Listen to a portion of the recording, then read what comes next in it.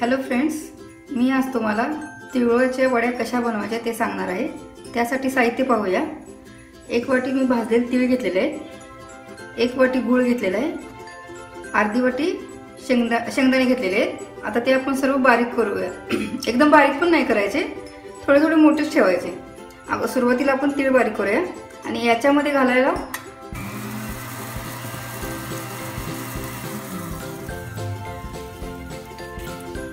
मी 7-8 वेलदोडे बारीक करून घेतलेले आहेत। थोडी साखर घालून बारीक करून घ्यायचे।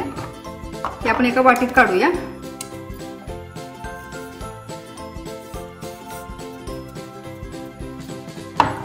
नंतर तीळ घेऊया।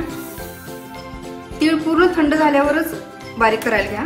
बारीक पण एकदम नाही, असं थोडंसं नुसतं।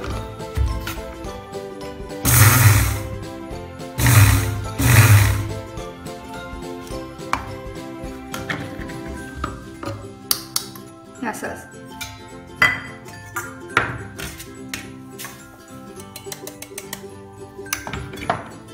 आता हेच मी वाटी म्हणजे अर्धी वाटी मी शेंगदाणे घेतलेले आहेत, ते पण आपण असे बारीक करून घेऊया।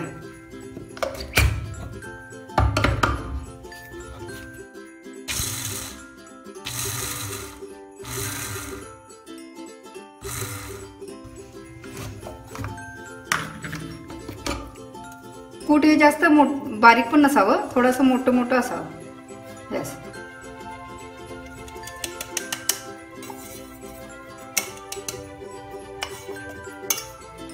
याच्यामध्ये ही वेलदोड्याची पूड घालूया।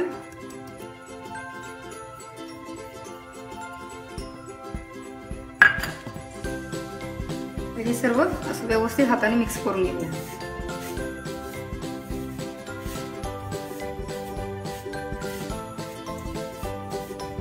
आता आपण गुळाचा पाक बनवायला घेऊया।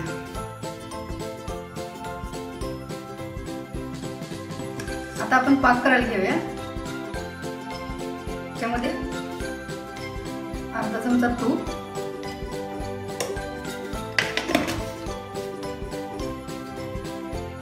थोडंसं पाणी,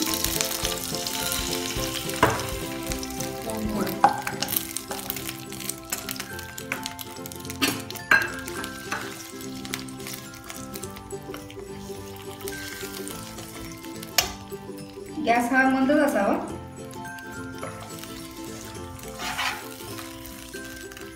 गुळ हा पूर्ण असा वितळवून घ्यायचा। हे मिश्रण सारखं ढवळत राहा, सतत ढवळत राहा। हा आपला पाक यायला चालू झाला आहे। अशी तार धरायला लागली ना, हा पाक तयार झाला आपला। आता आपण याच्यामध्ये हे सर्व टाकू, छान असं मिक्स करून घेऊया। गॅस बंद करूया।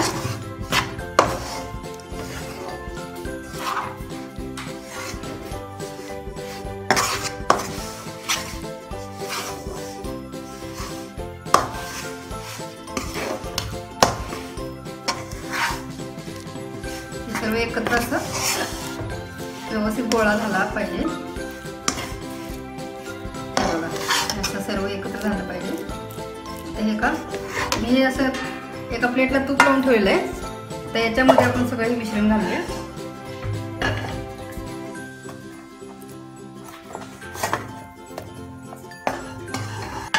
आणि गुळाचं थोडं गरम असतं ना, म्हणून आपण एका वाटीला तूप लावून घेऊया आणि एक सारखं करून घेऊया।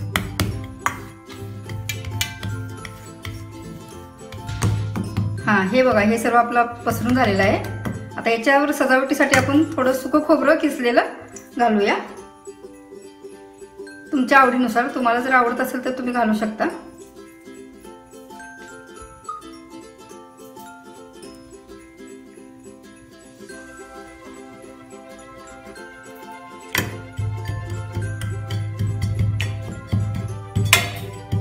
आणि हे गरम असतानाच मिश्रण चाकूने याच्या वड्या पाडूया। तुम्ही आवडत असेल तर तुम्ही लाडू पण बनवू शकता। आता हे मिश्रण आपलं थोडं गरम असतानाच आपण याच्या वड्या पाडून घेऊया। आता हे आपल्या वड्या कापून झालेले आहेत. आता हे थंड झाल्यानंतर आपण हे काढून घेऊया. आता आपले वडे हे थंड झालेले आहेत. आता हे आपण काढून घेऊया.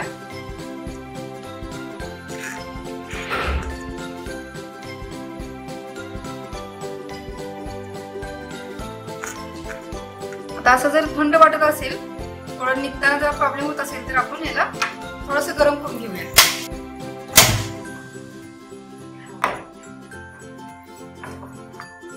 थोडंसं नुसतं गरम करून घेऊया. हे लगेच हे बघा, हे असं निघून जातं लगेच. हे सर्व आपण अगोदर हे सर्व असं करून घेऊया. अशा प्रकारे आपल्या सर्व तिळगुळाचे वडे तयार झाले आहेत. त्यांना नक्की करून पहा.